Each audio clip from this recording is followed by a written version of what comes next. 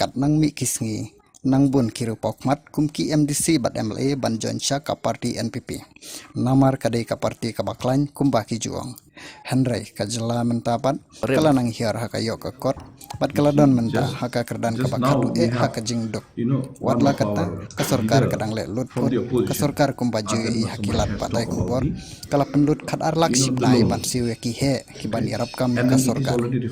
na kaliang ka VPP ru kala bu ki jingkli halor karam baka jela ka dabram bat ong ba kum ka jela ka bom don revenue ne jing mi pisa ka sarkar kadai ban nang ban penon kam ka pisa namar wat ka silagru kadai ka pisa ka babun lada penlut haki benta ki baklam seiso AA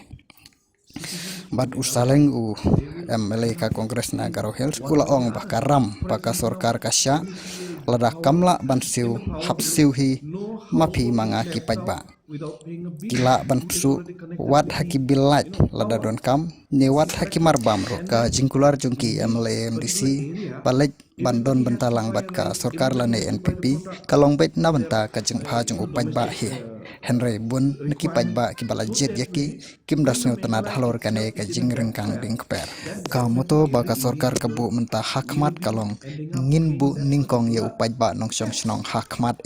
kata kadai ka moto jong kane ka sarkar ringkat batki bat i helpline lane toll free number pila ban yo i hangne. Citizen first is our motto. We believe that our citizens need to be connected with government for faster and efficient service delivery. I am happy to announce that we are coming up with a dedicated CM helpline call center